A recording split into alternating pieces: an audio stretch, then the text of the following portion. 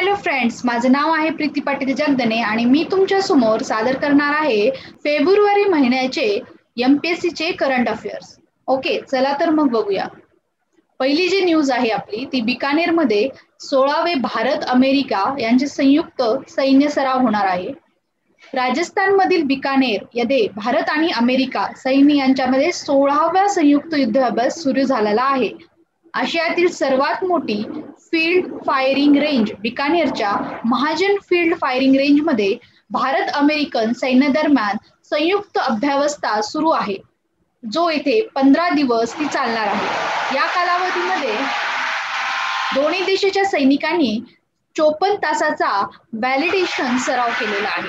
Question असा येऊ शकतो की कुठे आता सध्या 16व्या भारत अमेरिका संयुक्त सैन्य अभ्यास झाला, तर ते स्थान असेल राजस्थानच्या बिकानेरमध्ये. ओके, आता दशकाहून अधिक काळ अमेरिकेत राहणाऱ्या स्थलांतरितांना नागरिकत्व प्रदान करण्याचा निर्णय नवीन त्यांच्या पंतप्रधानांनी घेतलेला आहे. नवीन विधेयक मंजूर झाल्यास अमेरिकेत आयटी क्षेत्रात काम करणाऱ्या हजारो भारतीय व्यावसायिकांना ह्यांचा लाभ होणार आहे.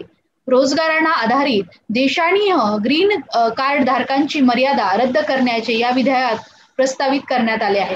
अमेरिकेत 10 वर्षांहून अधिक काळ वास्तव्यास असलेल्या कायमस्वरूपी नागरिकत्व हा कायदा मंजूर झाल्यास मिळणार आहे. म्हणजे जे पण अमेरिकेमध्ये राहत होते त्यांना एक भीती होती की बाबा आपल्याला काही बाहेर जावं लागतंय का, त्यांच्यासाठी खूप गुड न्यूज आहे की म्हणजे 10 वर्षाहून अधिक काळ जर ते राहिलेले असतील अमेरिकेमध्ये, त्यांना सहजरित्या आता नागरिकत्व भेटण्याचा नवीन कायदा मंजूर झालेला आहे. आयटी क्षेत्रात भारतातून हजारो पण अनेक वर्षापासून अमेरिकेत वास्तव्यास आहे त्यांना तसेच त्यांच्या कुटुंबियांनाही याचा लाभ मिळेल. विविध प्रकारच्या विसाची संख्याही 80,000पर्यंत वाढवण्याचा निर्णय करण्यात आलेला आहे. म्हणजे त्यांचा जो ग्रीन विसा संबंधी ग्रीन कार्ड धारक जो असतो आपला विजा, त्यांची जी मर्यादा आहे ती रद्द करून आता 10 वर्षापेक्षा जास्त त्यांना तर नागरिकत्व भेटणार आहे, प्लस त्यांना विविध म्हणजे विजा चा लाभ देखील त्यांना भेटणार आहे. म्हणजे फक्त त्या माणसांनाच नाही भेटणार, त्यांच्या कुटुंबियांना देखील तो लाभ भेटणार आहे. आपली नेक्स्ट न्यूज जी आहे ती आहे हैदराबादला 2020 tree city of the world म्हणून मान्यता दिलेली आहे. द अंबर डे फाउंडेशन आणि संयुक्त राष्ट्र संघाच्या अन्न व कृषी संघटनेने FAO Hyderabad 2020 tree city of the world म्हणून यांना मान्यता दिलेली आहे. शहरी वनाच्या संवर्धनासाठी शहराच्या बांधिलकी लक्षात घेता ही मान्यता देण्यात आलेली आहे. असा दर्जा मिळवणारे हैदराबाद हे देशातील एकमेव शहर आहे. म्हणजे ह्याच्यामध्ये क्वेश्चन असा फ्रेम करू शकतो की देशातील एकमेव शहर आहे का हैदराबाद? हो, तर आहे. हैदराबाद हे 2020 ट्री ऑफ द वर्ल्ड मध्ये एकमेव भारतातील शहर आहे. या सूचीमध्ये समाविष्ट सर्वाधिक शहरे अनुक्रमे USA, UK, कॅनडा, ऑस्ट्रेलिया या देशाची आहेत. ओके, नेक्स्ट न्यूज जी आहे आता ह्याच्यामध्ये आपण पाहतो की FAO ने हा दर्जा दिलेला आहे. म्हणजे संयुक्त राष्ट्र आणि FAO ने हैदराबादला हा जो दर्जा दिलेला आहे. FAO बद्दल जर माहिती घेतली, अन्न व कृषी संघटना असं ह्याचं नाव आहे, म्हणजे फूड अँड ऍग्रिकल्चर ऑर्गनायझेशन. याची स्थापना आणि उद्देश जर आपण पाहिला तर संयुक्त राष्ट्र संघाची सर्वात मोठी एक विशेष एजन्सी आहे जी ग्रामीण लोकसंख्येचे पोषण, त्यांचे जीवनमान सुधारण्याच्या उद्देशाने सन 1945 मध्ये स्थापन केलेली आहे. याचं जे मुख्यालय आहे हे इटलीमध्ये आहे आणि ह्याची सभासद संख्या 197 एवढी आहे. नेक्स्ट न्यूज जी आपली आहे ती आहे ऑस्ट्रेलियन ओपन मध्ये मिळालेल्या विजेत्या बद्दल. ऑस्ट्रेलियन ओपन मध्ये जोकोविच ला 18वे ग्रँड स्लॅम विजेतेपद भेटलेले आहे. हे बघा, जोकोविचचा पिक्चर दिसतोय साईडला. सर्बियाचा जागतिक अग्रमानांकित टेनिसपटू नोवाक जोकोविच याने 9वे ऑस्ट्रेलियन ओपन टेनिसचे विजेतेपद पटकावणारा कारकिर्दीतील 18वे ग्रँड स्लॅम विजेतेपद ही त्यांनी साजरे केले आहे. या विजेता पदासह जोरावर तो जागतिक टेनिस क्रमवारीतला पहिल्या स्थानावर कायम राहिला असून सलग 311 आठवडे पहिल्या क्रमांकावर राहण्याचा विक्रमही त्याने त्याच्या नावावर केला आहे. त्यांनी रॉजर फेडररला मागे टाकत ही कामगिरी जोकोविचने पार पाडलेली आहे. ओके फ्रेंड्स, नेक्स्ट न्यूज जी आपली आहे ती ब्रिक्स देशाबद्दल आहे. ब्रिक्स म्हणजे काय फ्रेंड्स? ब्रिक्स म्हणजे जे इनिशियल लेटर्स आपण घेतले त्याच्यामध्ये B is for Brazil, R is for Russia, I is for India, C is for China आणि S फॉर साऊथ आफ्रिका असा होतो. आता ही ब्रिक्स देशाची जी स्थापना आहे 2009 झालेली होती. आता ह्या ब्रिक्स देशाची यजमानपदी भारताने घ्यावं यासाठी चीननी त्याला पाठिंबा केलेला आहे. ब्रिक्सची जी शिखर परिषदेचे या वर्षीचे यजमानपद भारताने स्वीकारण्यास चीनने पाठिंबा दर्शवला असून 5 सदस्य असलेल्या देशांमधील सहकार्य वृद्धिंगत करण्याकरता भारतासमवेत काम करण्याची तयारीही त्यांनी दर्शवली आहे. भारताने 2021च्या ब्रिक्स शिखर परिषदेचे ब्राझील, रशिया, भारत आणि चीन, दक्षिण आफ्रिका अध्यक्षपद स्वीकारण्याचे गृहीत धरले असून त्या दृष्टीने आता भारतामध्ये तयारीही सुरू झालेली आहे. जर आपल्याला प्रश्न विचारला की 2021 मध्ये जर ब्रिक्स देशाची जर शिखर परिषद कुठे होणार आहे, तर ऑब्व्हियसली इंडियामध्ये. ओके, नेक्स्ट न्यूज जी आपली आहे ती आहे आनंद ग्लोबल चेस लीगचा आता सूत्रधार बनलेला आहे. ओके, बुद्धिबळातील पहिल्या ग्लोबल चेस लीगची महत्वाची सूत्रे टेक महिंद्रा माजी विश्वजिता विश्वानंद कडे सोपवलेली आहे. जगातील व्यावसायिक बुद्धिपटूचा समावेश असलेला 8 संघ यात समावेश असतील. प्रत्येक संघात पुरुष, महिला आणि कनिष्ठ खेळाडूचा देखील समावेश असेल. ओके, म्हणजे आता आपल्याला समजलं की चेस लीगचा सूत्रधार कोण असणार आहे? विश्वनाथ आनंद असणार आहे. आता पुदुच्चेरीत अखेर काँग्रेस सरकार कोसळलेलं आहे. आता पुदुच्चेरीमध्ये आपण न्यूज बघितल्या असतील की किरण बेदीनी लेफ्टनंट गव्हर्नर जे होता त्यांनी राजीनामा दिला. नंतर त्यांचं काँग्रेसचं सरकार जे आहे ते कोसळलं, त्याच्याबद्दलची ही न्यूज आहे. पुदुच्चेरीमधील काँग्रेस सरकार हे कोसळले आहे. मुख्यमंत्री व्ही नारायणसामी यांना विधानसभेत विश्वासदर्शक ठरावावेळी बहुमत सिद्ध करण्यात अपयश आले. म्हणजे बघा, विश्वासदर्शक म्हणजे confidence motion, no confidence motion under त्यांना बहुमत सिद्ध करता आलेलं नाहीये, त्याच्यामुळे त्यांचं सरकार कोसळलेलं आहे. काँग्रेस आणि द्रमुकच्या प्रत्येकी एक आमदाराच्या राजीनाम्याने 33 सदस्य असलेल्या विधानसभेत सत्तारूढ काँग्रेस आघाडीचे संख्याबळ 11 पर्यंत घसरले आणि विरोधी आघाडीकडे 14 सदस्य तर 7 जागा रिक्त आहेत. यामुळे नारायणस्वामी यांच्या सरकारवर बहुमत सिद्ध करण्याची वेळ आली. आता आपण पुडुचेरीचं लोकेशन जर बघितलं तर बघा, तमिळनाडूमध्ये देखील पुडुचेरी दिसतंय आणि केरळ राज्यामध्ये देखील पुडुचेरी दिसते. त्याच्यामध्ये त्याची जी राजधानी बघितली ती माहे दिसते आणि करिकल एक. आता भारत मॉरिशसच्या दरम्यान व्यापक आर्थिक सहकार्यासाठी करार होणार आहे. भारत आणि मॉरिशस म्हणजे दक्षिण आफ्रिकेच्या ठिकाणचा आहे, ते मॅप ऍड करायचं राहिलंय. त्या खंडामध्ये मॉरिशस त्या जवळ आहे. आफ्रिका खंडाच्या जवळ आपल्याला मॉरिशस आढळतो. भारत आणि मॉरिशस दरम्यान व्यापक आर्थिक सहकार्यासाठी करार झालेला आहे. मॉरिशसचे पंतप्रधान प्रविंद जुगनाथ आणि भारताचे परराष्ट्र व्यवहार मंत्री जयशंकर यांच्या उपस्थितीत ह्या करारावर स्वाक्षरी झाली. CCPA हा आफ्रिकेमधील देशासोबत भारताने केलेला पहिला व्यापार करार होता. भारत आणि मॉरिशस यांच्यातील CCPA मध्ये भारताने 310 वस्तूंचा निर्यात करण्याची आता त्यांना परवानगी देण्यात आलेली आहे. ओके, म्हणजे तो जो करार आहे त्याच्या अंतर्गत काय झालेला आहे, ह्याच्या CCPA च्या अंतर्गत त्यांना निर्यात करण्याची जास्तीत जास्त परवानगी दिलेली आहे. नेक्स्ट न्यूज जी आपली आहे ती आहे यामनी यांच्याबद्दल. अरब देशाच्या इंधन नीतीचे शिल्पकार यामनी यांचे निधन झालेले आहे. सौदी अरेबियाचे प्रदीर्घ काळ तेलमंत्री राहिलेले अहमद झाकी यामनी यांचे वयाच्या 90व्या वर्षी निधन झालेले आहे. अरब जगताने ऊर्जा साधनावर नियंत्रण ठेवण्याच्या धोरणाने 1970 मध्ये हे शिल्पकार ठरले होते. याच काळात तेलाचा पेच प्रसंग जगाने अनुभवला आणि इंधन किमती, इंधन उत्पादन हे दोन्ही घटक आंतरराष्ट्रीय राजकारणावर प्रभाव टाकू शकतात हे त्यांनी दाखवले. कुणी दाखवले? पहिल्यांदा हे इंधनाच्या ज्या किमती आहेत आणि इंधन उत्पादन केवढं झालं पाहिजे हे देखील इंटरनॅशनल जे पॉलिटिक्स असतं त्याच्यावर इम्पॅक्ट करू शकतं. The organization of petroleum exporting countries म्हणजेच ओपेक या संघटनेवर सौदी अरेबियाचे कसे वर्चस्व ठेवायचे हे त्यांच्याकडून आपण शिकले पाहिजे आणि त्यात ते यशस्वी सुद्धा झालेले आहेत. यामनी म्हणजे आपण सौदी अरेबिया म्हणून यामनीचं जे कॉन्ट्रीब्युशन आहे हे आपण लक्षात ठेवू. नेक्स्ट न्यूज जी आहे ती आहे काश्मीरी विद्यार्थ्यांसाठी नेशन फर्स्ट हा उपक्रम चालवला गेलेला आहे. काश्मीरी विद्यार्थ्यांना न्यायदान करण्यासाठी इंद्राणी बालन फाउंडेशनने नेशन फर्स्ट उपक्रमाद्वारे पुढाकार घेतला आहे. त्या अंतर्गत काश्मीर खोऱ्यात भारतीय लष्करातर्फे चालवण्यात येणाऱ्या 5 गुडविल शाळांना मदत करण्यात येणार आहे. भारतीय लष्कराच्या चिनार कॉर्प्स मुख्यालय येथे फाउंडेशनचे अध्यक्ष पुनीत बालन आणि चिनार कॉर्प्सचे मुख्यालयाचे प्रमुख commander lieutenant general BSU Raju यांनी स्वाक्षरी केलेली आहे, म्हणजे करारावर त्यांनी स्वाक्षरी केलेली आहे. आता बघा, जम्मू काश्मीरमध्ये 44 गुडविल शाळा चालवण्यात येतात. त्यापैकी 28 शाळा काश्मीर खोऱ्यात आहेत. इंद्राणी बालन फाउंडेशनचा हा उपक्रम काश्मीरच्या उभारणीत एक मोलाचा हातभार लावेल. बालन म्हणाले की देशाच्या उज्ज्वल भविष्यासाठी विद्यार्थ्यांमध्ये गुंतवणूक करणं हे खूप महत्वाचं आहे आणि काश्मीरी मुलांना दर्जेदार शिक्षण मिळावे या उद्देशातून हा उपक्रम सुरू करण्यात आला आहे. भविष्यात हा उपक्रम राबवण्यात येणार आहे. म्हणजे आपल्याला कसा क्वेश्चन येऊ शकतो की नेशन फर्स्ट हा उपक्रम कशाशी संबंधित आहे? एज्युकेशनशी संबंधित आहे आणि कोणत्या राज्यासाठी आहे? काश्मीर राज्यासाठी. फाईन. आता ही नेक्स्ट जी आपली न्यूज होती ती मोदी संबंधित होती की मोटेरा येथील जी सरदार वल्लभभाई पटेलच्या स्टेडियमला पंतप्रधान मोदीचं नाव दिलेलं आहे.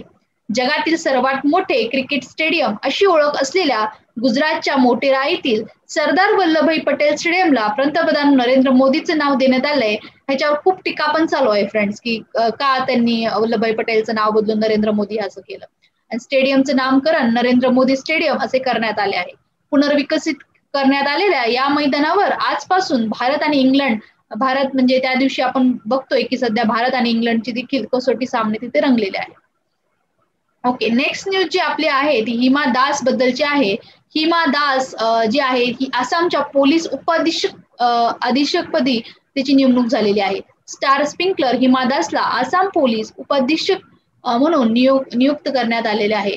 म्हणजे जुलै 2018 मध्ये फिनलँड येथे झालेल्या 20 वर्षाखालील जागतिक ॲथलेटिक्स स्पर्धेत हिमा दासने 400 मीटर धावण्याच्या स्पर्धेत सुवर्ण पदक मिळवलं होतं. अशी कामगिरी करणारी ती पहिली भारतीय महिला ठरली. तिने 51.46 सेकंदमध्ये ही अंतर पार करण्याचा तिने विक्रम केला होता. ओके, हिमा दासला म्हणजे पोलीस उपाध्यक्षपदी निवड झालेली आहे. आता नेक्स्ट जे आपले न्यूज आहे ती कार्बन वॉच ऍप बद्दल आहे. ओके, कार्बन वॉच ऍप बघा की आपण त्याच्यामध्ये वेस्ट, रिसायकलिंग, गॅस किती झालाय, फ्यूल किती झालंय, ट्रान्सपोर्ट आपण किती करतो, ऑफसेट, इलेक्ट्रिसिटी, इमिशन्स हे सगळ्यांचे नोंद होत असतात. आता हे जे आहे की पहिलं जे आपलं फर्स्ट ऍप आपलं जे आहे कार्बन फुटप्रिंट चेक करण्याचं हे चंदीगडमध्ये झालेलं आहे. चंदीगडचे कार्बन वॉच ऍप चंदीगड केंद्रशासित प्रदेशाच्या सरकारने व्यक्तीकडून होणाऱ्या कार्बन उत्सर्जनाचे मूल्यांकन करण्यासाठी एक यंत्रणा तयार केलेली आहे. असे करणारे ते भारतातील पहिले राज्य ठरले आहे. चंदीगड सरकारने कार्बन वॉच नामक एक मोबाईल ऍप तयार केले आहे. या ऍपच्या माध्यमातून चंदीगडच्या रहिवाशांना त्याची माहिती दिली जाणार की किती प्रकारे कार्बन उत्सर्जन तुमच्या इकडे होत आहे आणि त्याच्यामुळे काय होणार की त्यांना कार्बन उत्सर्जनाबाबत त्यांची जागरूकता वाढणार. ओके, ऍपच्या वेगवेगळ्या स्रोताच्या वापराविषयी विस्तृत माहिती एकत्रित करतो आणि माहिती आधारे कार्बन उत्सर्जनाची त्याच्यामध्ये गणना केली जाते. तर हिमा दासचा फोटो जो आहे हा इथे आलेला आहे. ओके, नेक्स्ट न्यूज जी आपली आहे ती आहे आता जी आपण माहिती बघितली होती की पोलीस उपाध्यक्षपदी हिमा दासची निवडणूक झाली, ती हिमा दासचा पिक्चर आहे. आता नेक्स्ट न्यूज जी आहे आपली भारत अमेरिका कार्यकारी सुकानो गटाची जी 24वी बैठक आहे ती संपन्न झालेली आहे. भारत अमेरिका कार्यकारी सुकानी गटाची 24वी बैठक 22 ते 24 फेब्रुवारी दरम्यान नवी दिल्ली इथे झाली.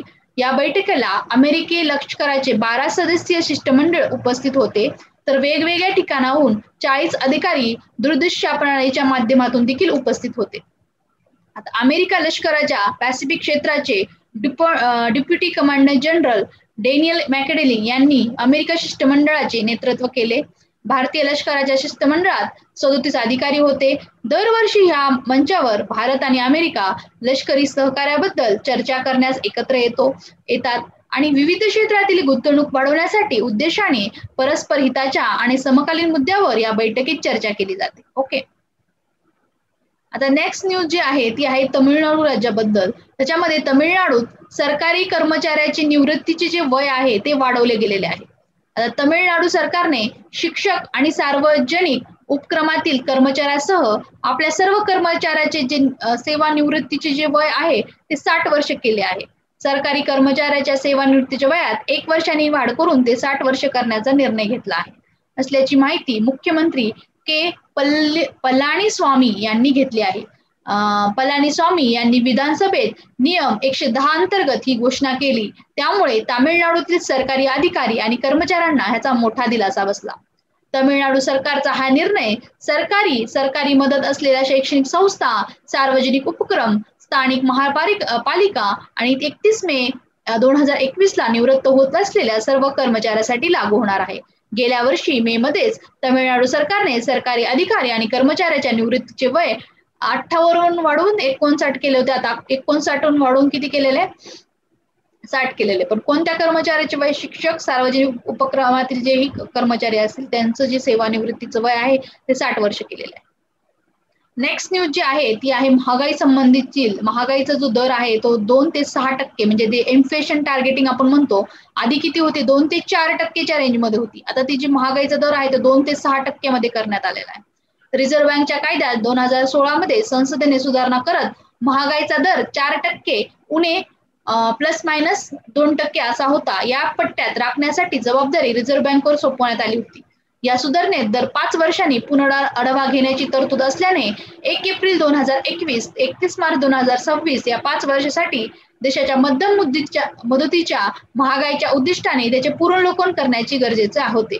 आणि रिझर्व्ह बँकेच्या शुक्रवारी प्रकाशित झालेला चलन आणि वित्त 2021च्या अहवालामध्ये महागाईचा सहिष्णू दर 2 ते 6% राखण्याची शिफारस केलेली आहे. म्हणजे आरबीआयचा जो प्रकाशित झालेला अहवाल आहे तो काय आहे? चलन आणि वित्त 2021. म्हणजे आपल्याला असा क्वेश्चन येऊ शकतो की चलन आणि वित्त हा अहवाल कुणाचा आहे? तर आरबीआयचा आहे. आणि दर किती वर्षांनी त्याचा पुनराढावा घेतला जातो? जो महागाईचा सहिष्णू दर आहे त्याचा 5 वर्षांनी पुनराढावा घेतला जातो.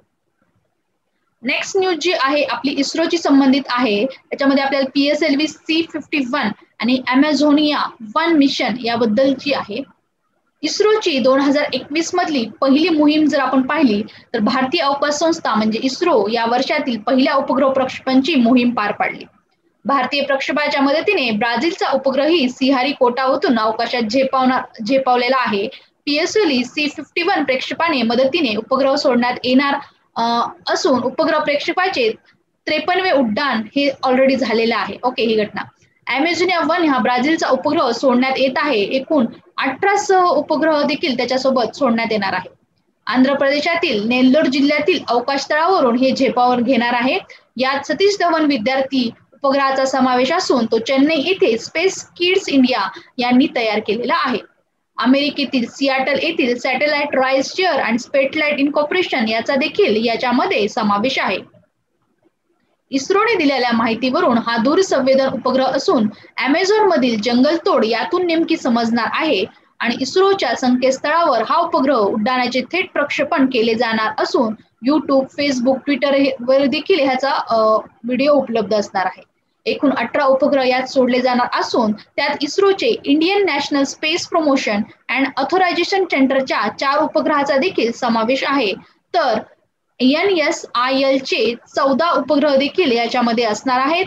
SKI चे उपग्रहावर 25,000 नावे कोरण्यात आली असून हा उपग्रह सोडण्याआधी त्यावर कोरण्यासाठी लोकांकडून नावे मागवण्यात आलेली आहेत. म्हणजे अमेझॉन जो मेन उपग्रह आहे ब्राझीलचा त्याचं मेन काय लक्ष आहे की जंगलतोड किती होती अमेझॉनच्या जंगलामध्ये त्याचं माझी माहिती देण्यासाठी हा उपग्रह सोडण्यात येणार आहे. आता पंतप्रधान मोदींना आपल्या ऊर्जा क्षेत्रातील सर्वात चांगला पुरस्कार त्यांना भेटला आहे. पुढील आठवड्यातील एका परिषदेमध्ये पंतप्रधान नरेंद्र मोदी यांना CERAWeek global energy and environmental leadership हा पुरस्कार प्रदान करण्यात येणार आहे. पंतप्रधान मोदी हे सेराविक परिषद 2021 मध्ये बीजभाषण करणार असून 1 ते 5 दरम्यान ही परिषद ऑनलाईन घेणार आहेत. आता ह्याच्यामध्ये असा क्वेश्चन येऊ शकतो की कुणाला आपल्या देशामध्ये ऊर्जा क्षेत्रातील सर्वोच्च पुरस्कार भेटला आणि कोणत्या परिषदेमध्ये भेटला? सेराविक परिषद 2021 मध्ये. ओके. भारतीय बॉक्सर दीपक भोरियाची विश्वविजेत्यावर मात केलेली आहे. भारताचा फ्लायवेट बॉक्सर दीपक भोरियाने मोठा विजय नोंदवताना विश्व आणि ऑलिम्पिक विजेता शोखबुद्दीन झोराव यांना मात दिलेली आहे. ही न्यूज लक्षात ठेवायची आहे. राज्याच्या आता मुख्य सचिवपदी सीताराम कुंटे यांची नियुक्ती झालेली आहे. सीताराम कुंटे यांना राज्याचे नवी मुख्य सचिव म्हणून नियुक्त करण्यात आलेले आहे. सीताराम कुंटे यंदा 9 महिन्यापर्यंत राज्याच्या मुख्य सचिवापर्यंत राहू शकतील, कारण नोव्हेंबर 2021 मध्ये ते सेवानिवृत्त होणार आहे. आता ही जी न्यूज आहे ही पिक्चरची आहे, ओडिसा पिक्चरचा आहे. ओडिसी भाषेतील जो चित्रपट आहे तो ऑस्करच्या शर्यतीत आलेला आहे. याचं नाव आहे कलिरा अतिता. नीला माधव पांडवच्या ओडिशी भाषेतील कलिरा अतिता या चित्रपटाने प्रतिष्ठित अकादमी पुरस्कार शर्यतीत प्रवेश केला असून सर्वोत्कृष्ट चित्रपट, सर्वोत्कृष्ट अभिनेता, सर्वोत्कृष्ट दिग्दर्शक श्रेणीत या चित्रपटाला नामांकन मिळाले आहे. ऑस्कर स्पर्धेत राष्ट्रीय पुरस्कार प्राप्त दिग्दर्शकाच्या चित्रपटाची निवड केवळ ओडिसा सिनेमासाठी महत्त्वाचा क्षण नव्हे, तर भारतीय सिनेमारसिकांसाठी देखील मोठी आनंदाची बातमी आहे. यापूर्वी गोव्यातील 51व्या आंतरराष्ट्रीय चित्रपट महोत्सवात इंडियन पेनोरामामध्ये या सिनेमाची निवड झाली होती आणि पीटर त्रिपाठी मुख्य भूमिकेत असलेल्या या चित्रपटात हवामान बद्दलचा आपले कुटुंब समुद्रात गमावलेल्या एका मनुष्यावर कसा परिणाम होतो या संबंधित माहिती देण्यात आलेली आहे. भारताच्या पूर्व किनारपट्टीवरील खेड्याच्या पार्श्वभूमीवर या चित्रपटामध्ये हवामानातील बदल, समुद्राच्या वाढत्या पातळीच्या कठोर वास्तव्यावर जोर देण्यात आला आहे. पांडा त्यांच्या चित्रपटाद्वारे पर्यावरणीय आणि सामाजिक चिंता व्यक्त करण्यासाठी त्यांनी हा चित्रपट प्रकाशित केलेला आहे. नेक्स्ट न्यूज जी आपली आहे ती आहे जल जीवन मिशन शहरी पाणी पुरवठा विस्तृतपणे सार्वजनिक करण्याची योजना झालेली आहे.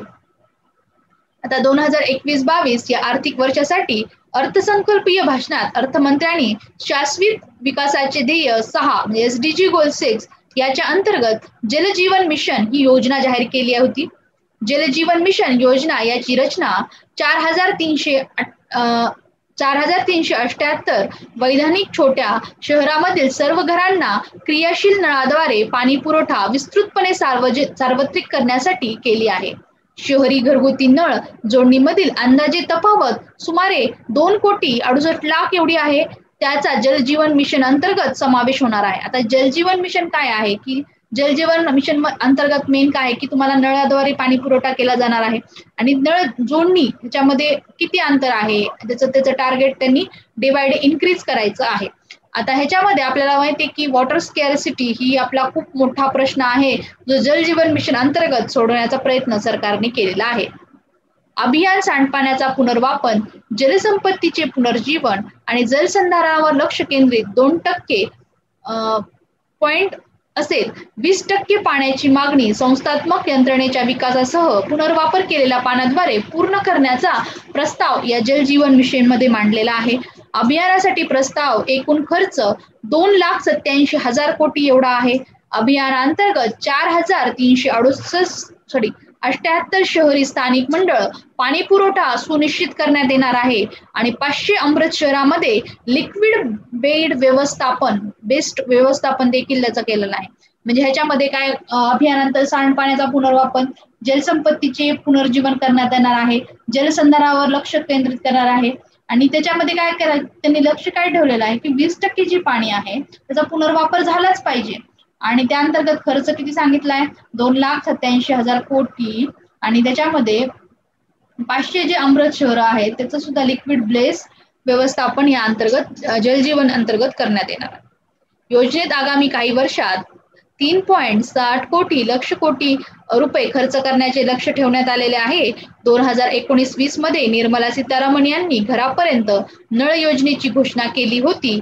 ही योजना जलजीवन मिशनचा एक महत्त्वपूर्ण भाग आहे. जलजीवन मिशनचा शुभारंभ 2019 साली करण्यात आला होता. केंद्र सरकार या मोहिमेच्या अंतर्गत देशातील सर्व भागात स्वच्छ पाणी पुरवठा करण्याचा उद्देश आहे.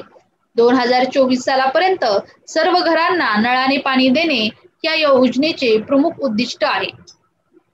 योजनेमार्फत प्रत्येक कुटुंबाला नळाने पाणी पुरवणे, दरडोई 55 लिटर पाणी पुरवठा, शुद्ध पाणी देण्याचा संकल्प आणि सार्वजनिक नळाद्वारे कुटुंबांना पाणी पुरवठा ही योजनेची उद्दिष्ट आहेत. ओके फ्रेंड्स, म्हणजे उद्दिष्ट बघा किती छान आहेत की आपल्याला माहिती की पाणी हे जीवनावश्यक वस्तू आहे आणि त्याच्यामध्ये किती घाण आपल्याला आज दिसते की प्रदूषणामुळे देखील व्यवस्थित घाण येते. म्हणजे शुद्ध पाणी द्यायचं म्हणजे तुमचं आरोग्य त्याच्याने चांगलं राहील आणि 55 लिटर पाणी पुरवठा केला जाणार आहे आणि ते पण नळाद्वारे. ओके, म्हणजे खूप छान औषध आहे. Okay, thank you friends, thank you for watching lecture. Next lecture मध्ये आपण नेक्स्ट फेब्रुवारीच्या मंथ मधले जे राहिलेले न्यूज आहेत ते कव्हर करणार. ओके, तोपर्यंत थँक्यू सो मच.